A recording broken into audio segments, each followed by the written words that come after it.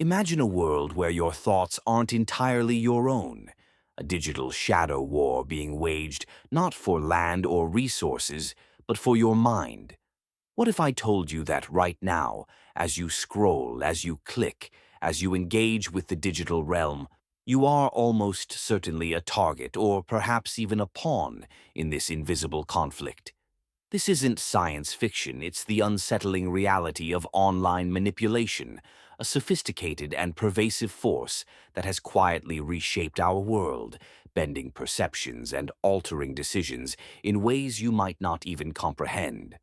But to truly grasp the chilling extent of this phenomenon, we must first understand its origins, a journey that began long before the age of smartphones and social media.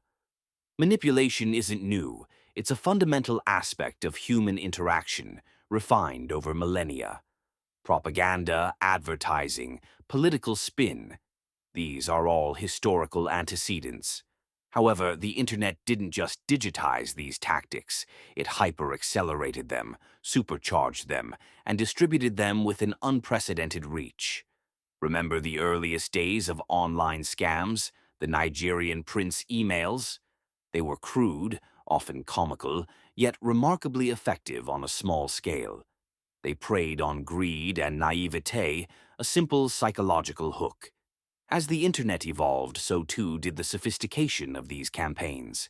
From rudimentary chain letters, we rapidly moved to targeted phishing, then to highly personalized attacks designed to extract not just money, but data, influence, and even entire identities. The early 2000s saw the rise of political forums and nascent social networks where fringe ideas could find a voice and grow. It was here that the seeds of modern online manipulation were sown, as individuals and groups discovered the power of anonymous speech and community building, for better or for worse. The goal became less about overt persuasion and more about subtle influence, about nurturing narratives, altering consensus, and blurring the lines between fact and fiction. This brings us to the core of the issue, the distinct, yet often intertwined forms of online manipulation that operate in the shadows today.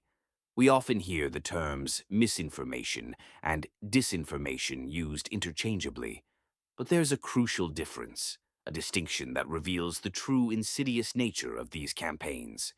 Misinformation is simply false or inaccurate information that is spread without intent to deceive. Think of a well-meaning relative sharing an unverified health tip because they genuinely believe it. Harmful, yes, but not malicious. Disinformation, however, is a different beast entirely. It's false information specifically created and disseminated with the intent to deceive, to mislead, to sow discord, or to achieve a specific political or social outcome. This is where state-sponsored actors, highly organized troll farms, and motivated fringe groups operate. Then there's a third, equally chilling category, malinformation. This is true information, often private or sensitive, that is shared out of context or weaponized to cause harm. Think of leaked emails, genuine personal details, or private conversations exposed to destroy reputations or influence public opinion. The impact of these tactics is not abstract. It's palpable. We've seen disinformation campaigns target national elections, spreading conspiracy theories about voting machines or candidates, eroding trust in democratic institutions. We've witnessed malinformation being used to dox political opponents, leading to real-world harassment and threats. Remember the Cambridge Analytica scandal? That wasn't just about data. It was about leveraging meticulously gathered psychological profiles to micro-target voters with specific, often emotionally charged messages designed to shift their perception and behavior. The revelation that personal data could be weaponized to such an extent shattered a certain innocence about the internet, revealing a dark underbelly where our identities and preferences were being mapped and exploited for unseen ends. It exposed how easily our digital footprints could be aggregated and analyzed, forming comprehensive profiles that allowed manipulators to understand our fears, our desires, our biases, and then exploit them with surgical precision. The methods of these manipulators are shockingly sophisticated, evolving constantly to evade detection and maximize impact. They don't just post, they strategize. One primary method is algorithmic amplification. Social media platforms designed to maximize engagement inadvertently become perfect conduits for manipulation.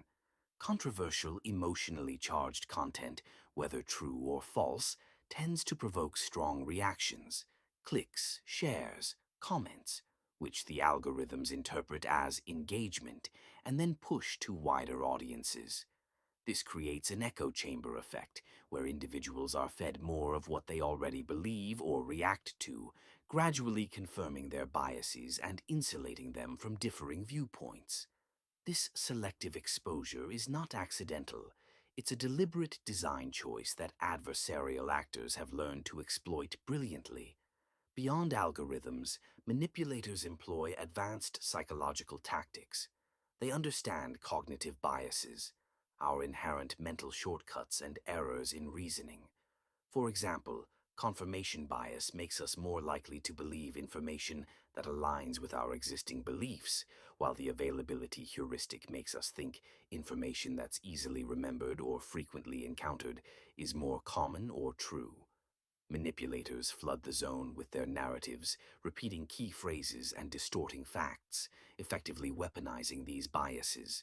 They use source hacking, creating fake news websites that mimic legitimate media outlets to lend an air of credibility to their false narratives. They engage in astroturfing, creating the illusion of widespread grassroots support for a particular agenda through coordinated networks of fake accounts, often operated by bots or human trolls. These accounts might engage in comment sections, spread polarizing hashtags, or even participate in meme warfare, using humor and imagery to normalize extremist views or discredit opponents.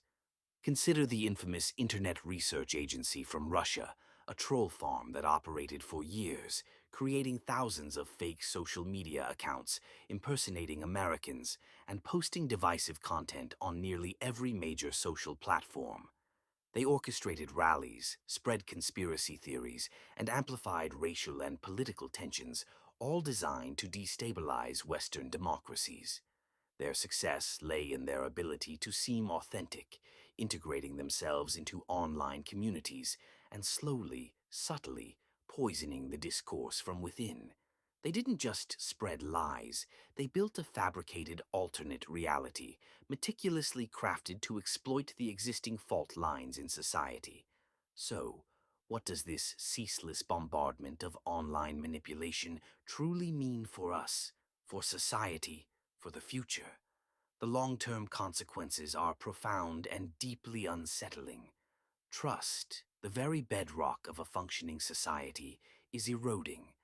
When every piece of information is suspect, when truth becomes subjective, and when institutions are constantly undermined by manufactured outrage or orchestrated smear campaigns, our collective ability to make informed decisions is severely compromised. It fosters a climate of cynicism and paranoia where people become increasingly isolated in their digital bubbles, unwilling or unable to engage with those who hold differing views. This fragmentation of reality is perhaps the most dangerous outcome, as it diminishes our shared understanding of the world, making it far harder to address real-world problems that require collective action. It also breeds polarization, pushing individuals to extreme ends of the political and social spectrum, leading to real-world division, protest, and even violence. We are left asking, what is real? What can we believe? And who, if anyone, is truly in control of the narrative? The battles for our minds are ongoing, relentless, and increasingly sophisticated, waged not on battlefields, but in the most intimate spaces of our digital lives. To this day, the true architects and beneficiaries of many of these digital shadows remain obscured, hidden behind layers of proxies and misinformation, leaving us to wonder just how much of what we perceive as reality is, in fact, a carefully constructed illusion. The fight for sovereign thought in a manipulated digital world has only just begun,